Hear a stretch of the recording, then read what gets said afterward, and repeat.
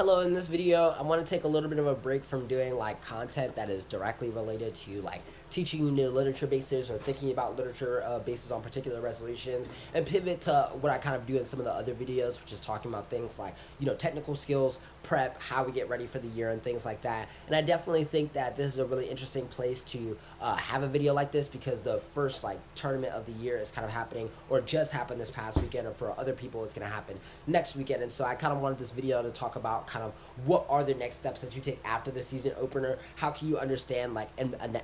analyze the results of the season opener and allow yourself to make like accurate decisions about how you kind of want to prep and strategize for the rest of the year. And I think doing that is definitely a place where a lot of people get lost. I think that sometimes there are a lot of ways in which people kind of like over focus or under focus on key important things that happen in things like the season opener, whether it's LD or in policy. And so I definitely wanted to give some general tips and kind of do a video that just kind of broke down some of my general ideas about how you should kind of be responding to the season opener, regardless if you won the whole tournament or didn't end up breaking, or lost your bid round or won your bid round, whatever, and the ways that you can kind of take and analyze maybe some of the things that you're learning about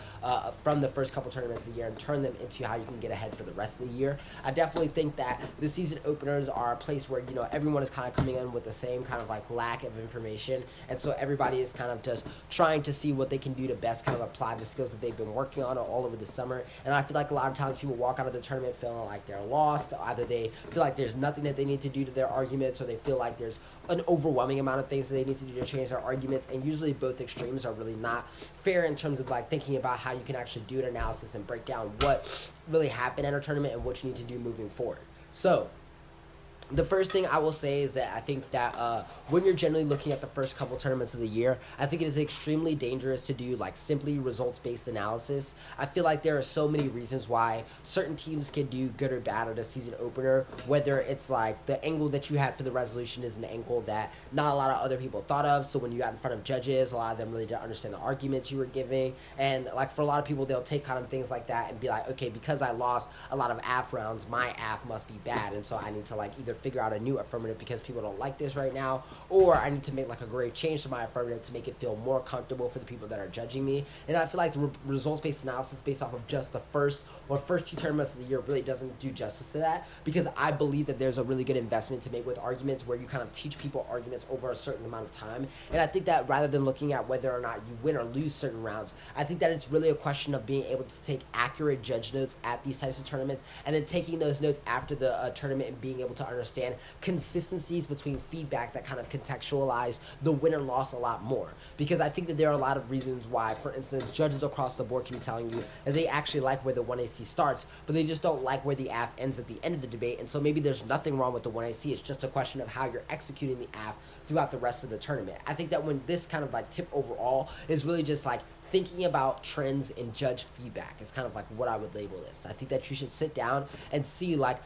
what is the way in which you could take from all the results that you have, the consistencies and the sameness between the advice that judges are giving you between round. And I think that's the place where you need to start situating where you need to make edits to whatever you're already doing, because I definitely think that when judges are telling you things 2-3 times, it definitely means there needs to be a critical kind of change in where your arguments are maybe being like explained or framed in order for judges to really follow them along better. And I think just prodding and maybe sending that email after to like a judge that gave you like really in-depth commentary about like what they think a better extrapolation or a better execution of the affirmative could look like after the tournament gives them like a little bit of time to sit and think on him and really give you maybe a much more like well thought out response that kind of like combines maybe some of the thoughts that have been sitting on them since that round happened. And I think that could often be helpful. I think beyond that, another thing that I would suggest after you're doing for like the first tournament of the year, the next step that I would have is don't rush too soon to try to like be ahead of the curve and just break new things. I think oftentimes people overestimate like how long it takes people to adjust to arguments in debate. I think that with every resolution, there are a lot of like preconceived notions about what people think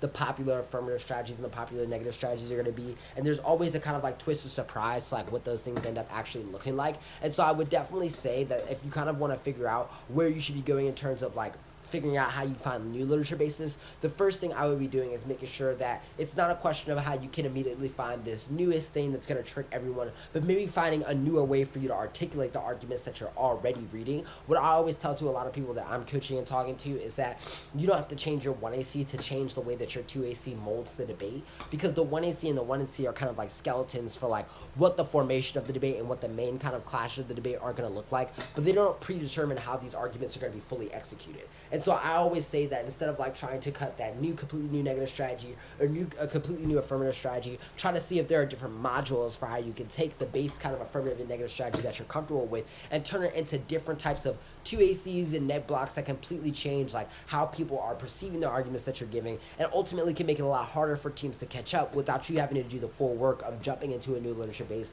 of cutting a completely new affirmative from scratch, and doing this work without really knowing how people are going to receive it and kind of starting off with as little information as you're giving other people. I think that when you really are trying to figure out how you kind of get ahead, if you do come out in a much more positive place in these types of tournaments, the advice that I would always give is not try to figure out a way that you can just keep running from people and try to figure out ways that you can keep throwing new, completely new arguments at people, but rather figure out ways that you can change the execution of those arguments as you go further on in the debate, which means like not just doing redos that are like rerunning each of the debates that you already had in the season opener, but doing redos that try different scenarios taken from the base arguments that are already present in the debate. What would the 2AC look like in terms of coverage if we change like what the 2AC is like thesis-wise supposed to be doing in order to like answer different types of arguments? How could this change the way in which we're responding to like particular types of alternatives or framework interpretations, or how we're kind of like making our permutations make sense or answering disads? I think all of those things are kind of like determined by things that happen like after the 1AC, or are not fully determined by just what types of like